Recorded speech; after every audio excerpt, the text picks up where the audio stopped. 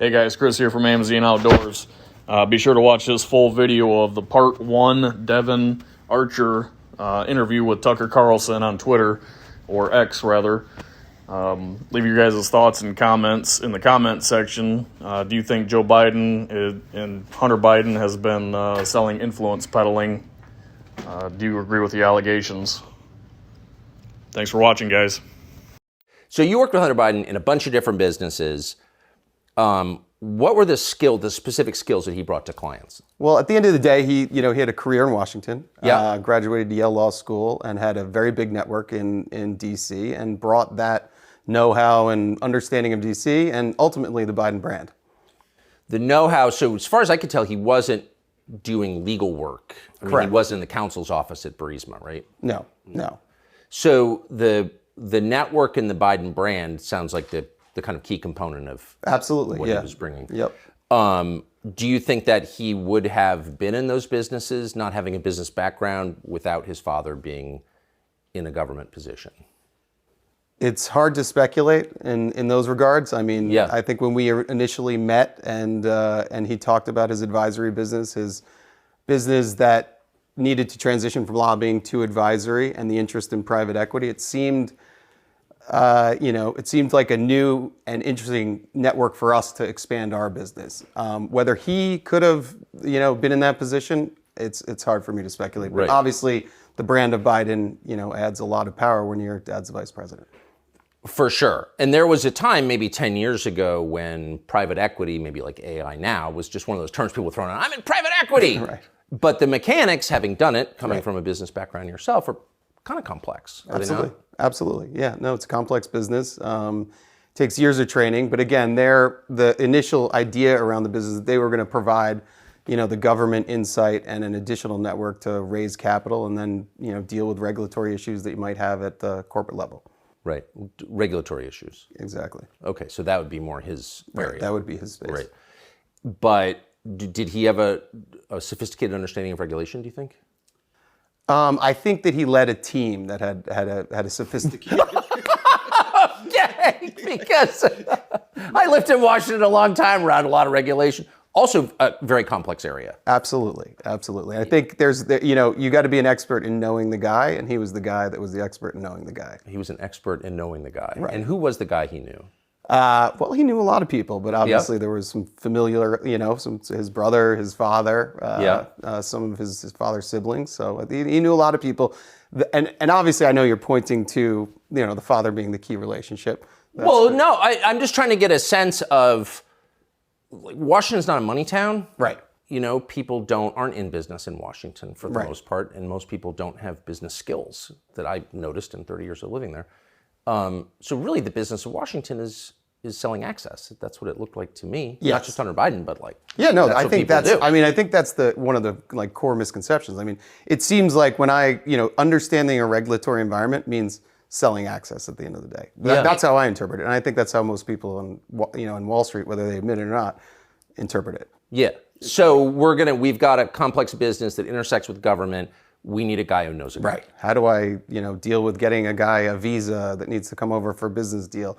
Right. Call our lobbyist that knows the guy in DHS or used to work in DHS or, in Customs and Border Patrol, or the people at the embassy and state. They might be able to help. So there are very tactical elements that are regulatory and compliance and governance that you have to go through, and you got to know the guy that worked at the old agency that now has the lobbying firm that can go back to the agency and get things put to the front of the line. So the reason I'm asking this is because it's not to give the Bidens a pass, hardly, but when people say, well, there's some question about whether Hunter was trading on his father's name, if you live in Washington, that's the whole city right there. Right. I think you know the answer to that. At the end of the day, so he had the best advantage to do that because of where he was. And, we thought that when we went into business, this was a great opportunity for us. So I get it. And you're not the only one who did that. Right. There were a lot of Hunter businesses. Biden's not the only son of a famous government official who's done this, right? At all.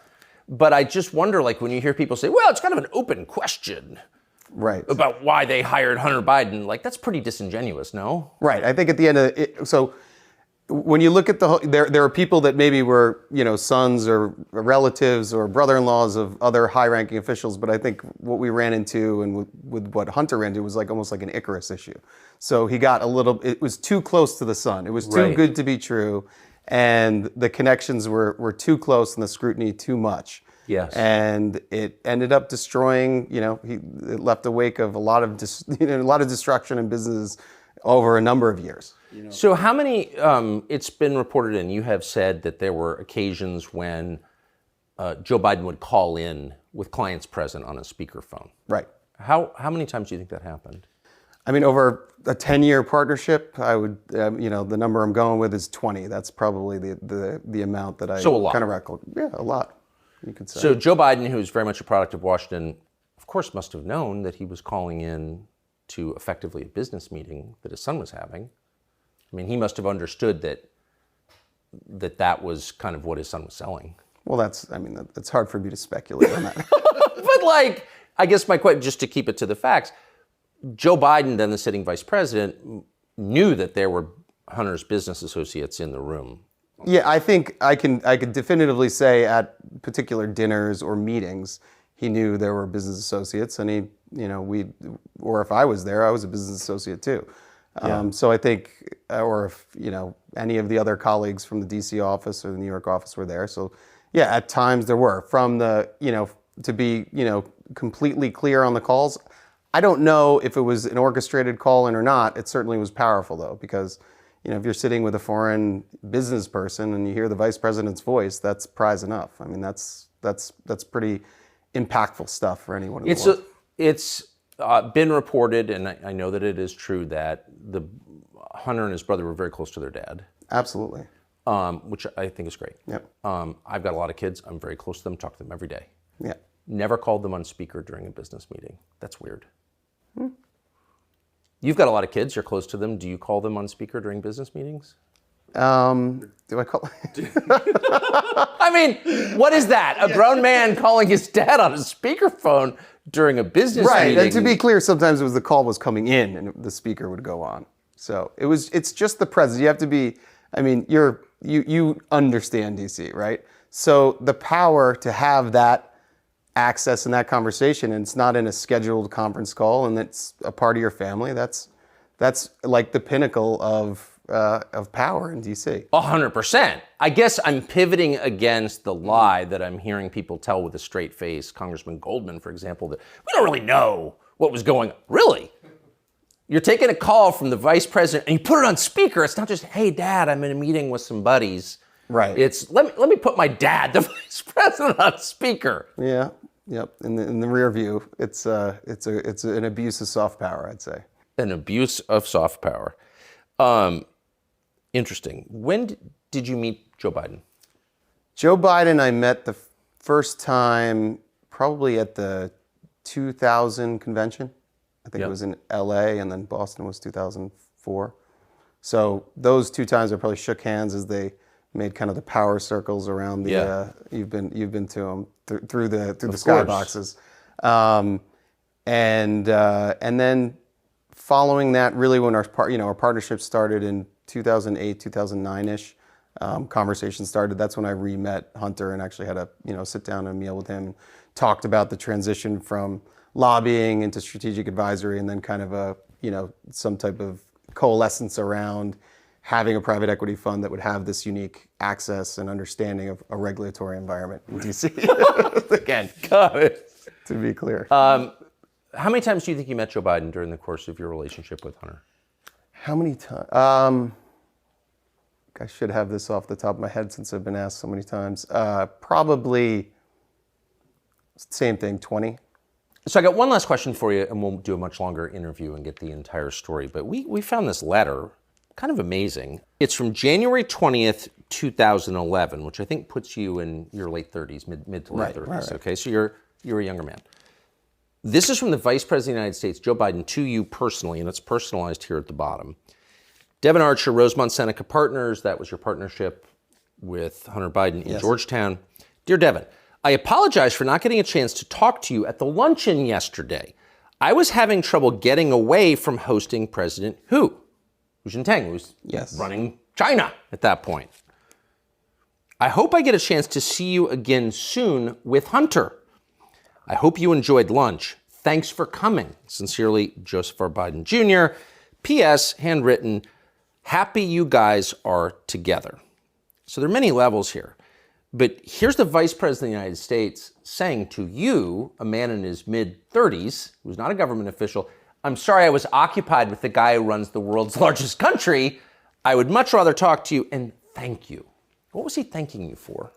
Well, first of all, it's a lovely letter, and it was.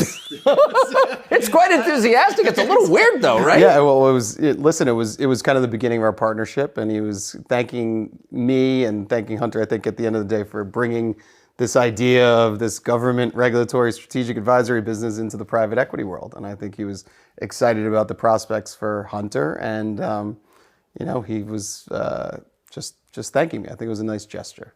It was a nice, for sure. For sure. Very polite. It gets a 10 on the etiquette scale, but he's a vice president of the United States, right, and he's talking about foreign business deals with you and thanking you for right. that. I think, again, it goes back to my earlier point I think I hit, at the time, I think I hit the jackpot in finding the regulatory environment or company that can navigate right to the top. But, obviously, as time was told, being a little bit too close to the sun ends up burning you.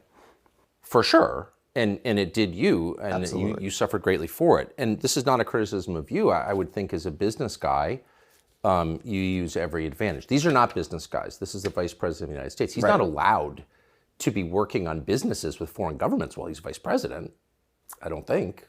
Not that I know of. But here he is! Right. Amazing. We'll be back. Devon Archer, thank you. Thank you. Younger people say the news is full of lies. In Kennedy's motorcade. 239 people tell the death of Jeffrey Epstein.